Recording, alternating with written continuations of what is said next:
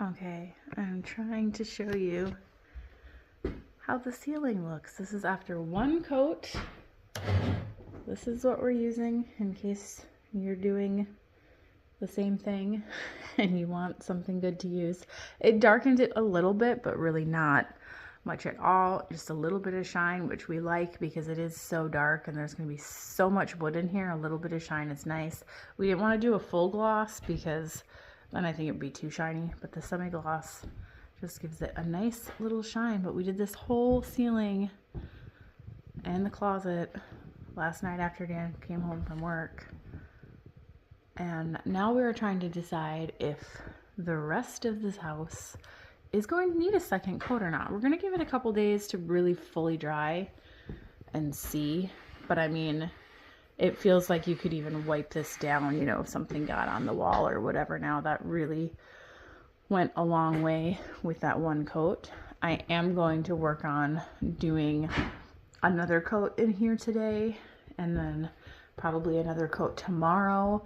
Basically, we're going to keep coating the bathroom, all of the wood that goes in here eventually, just for now the ceiling, until the wood is like, no more, I can't take it, I'm not absorbing this, stop, because we want it to be waterproof. So I just gotta redo this room today, which will take half hour, if that. We used 2 gallons of that to do this whole upstairs.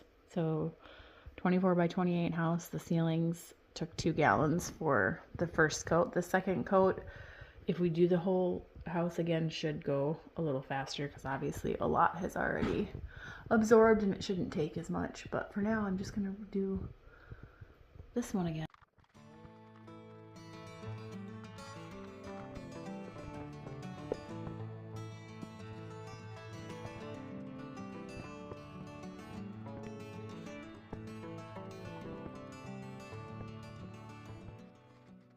We have been busy.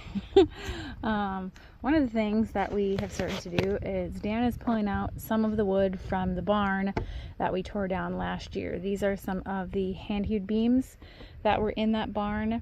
He would like to use these as trim around the doors and windows in the house. Originally, we wanted to, or we thought anyways, that we were going to use the restore tool that we did on the barn boards to clean it up, but it just does not work on this kind of wood. It was just scratching it really bad. I don't know if it's just because they're so old or whatever, and it wasn't going to get in between all these little hand-hewed cracks and crevices to actually clean this up. So he ended up power washing it, and that worked great because these were very discolored gray before, and now you can see they're not. Obviously, with having sprayed them with high-powered water, they're going to need a bit of time to dry before we put sealant on them. But this is actually going to be, even with the needed dry time, way faster than having to use the restore tool up and down every single beam. So I'm excited about that.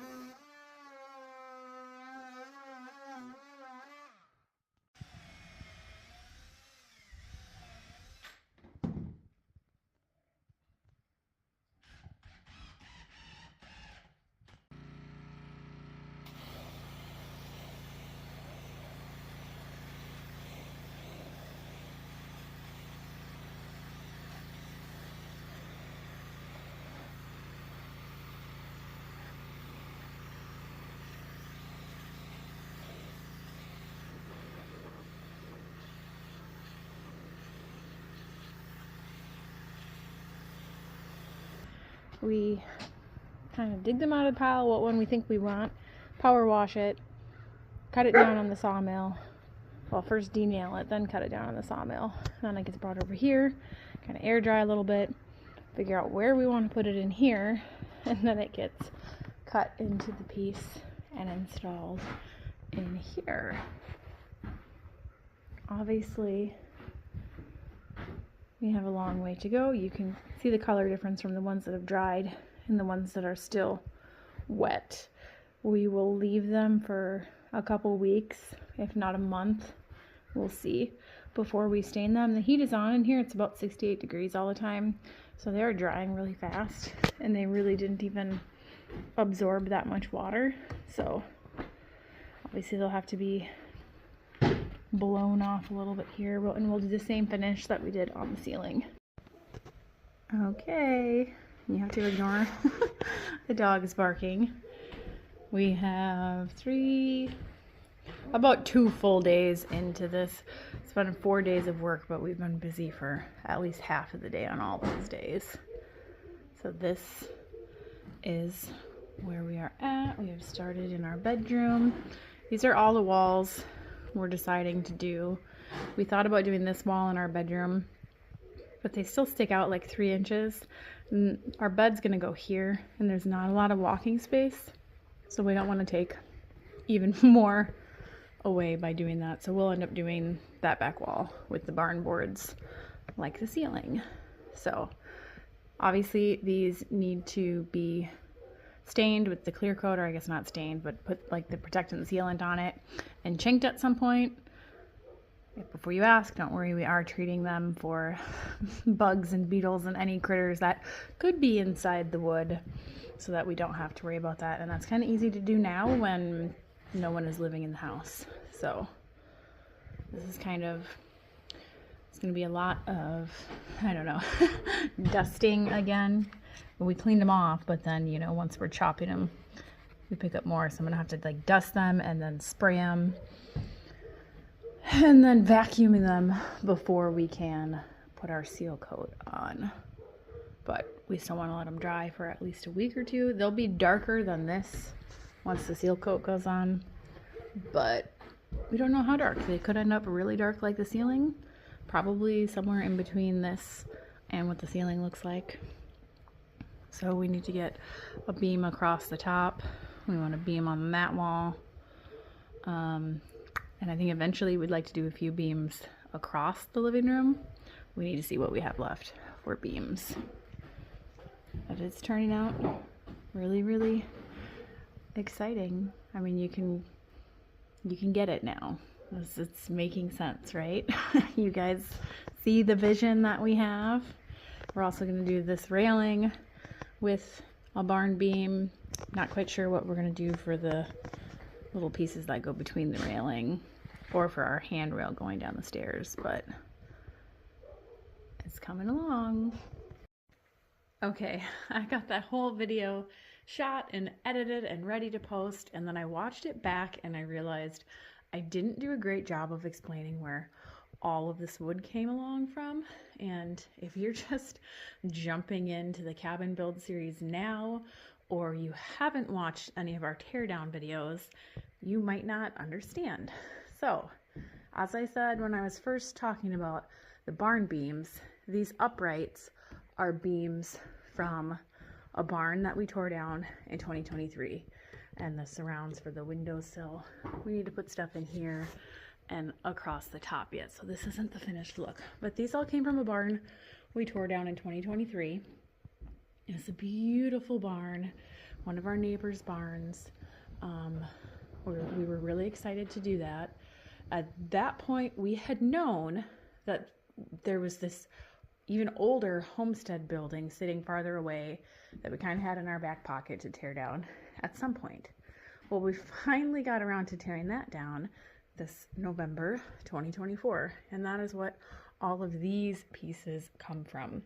We kind of went through the same process with the beams and the logs from the homestead, where spray them off, denail them, and saw them in half, because especially the logs, if we had left them intact, they'd have been about that deep.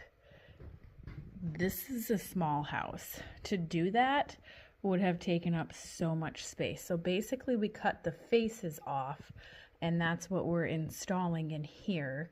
So then we're having double the amount really, since the outside of the house is steel. We don't need it on the outside like a traditional log home. So you end up with the front side and the back side, or inside and outside, to go on the walls up in here. The inner parts, the cores, are still good, like solid, beautiful wood. And we're not sure what we're doing with those yet, because obviously we've cut the character off of them, but we're still stuck with these cores of really good wood. So to be determined what we will be doing with that. But these are from 1800s homestead that we tore down, that was built by a Civil War veteran. And these are from an 1800s, probably later in the 1800s, barn that was built not far from where we live. And we were able to get this from the guy that still lives there and his whole family. I mean, he grew up there, so it's pretty cool that he lives there now and he grew up there and we have the barn. If you haven't seen either of those videos, check them out, because you can see really what those buildings both looked like and just how beautiful they were. We still have a lot of work to do in here. Another thing I realized when I was watching it back, I said I need to blow these off. Probably doesn't make sense. We've got the air compressor in here. So if I come through with the air compressor, it kind of blows off some of this that's stuck here. And then for the spraying for the bugs, see, there's powder post beetles, or was at some point. So that's why it needs to be sprayed, because they will continue to eat these and theoretically could get into other wood in the house. So have to be treated, which is not a big deal.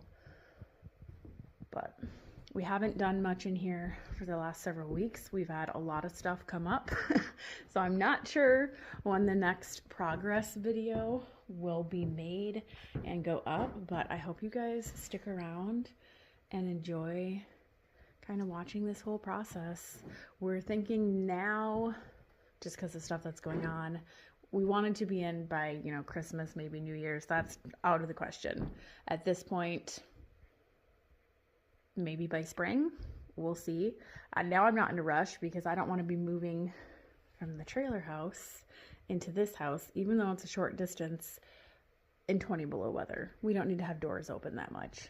That's insanity. So we'll just keep picking away at this little by little and sharing the process with you guys as we go.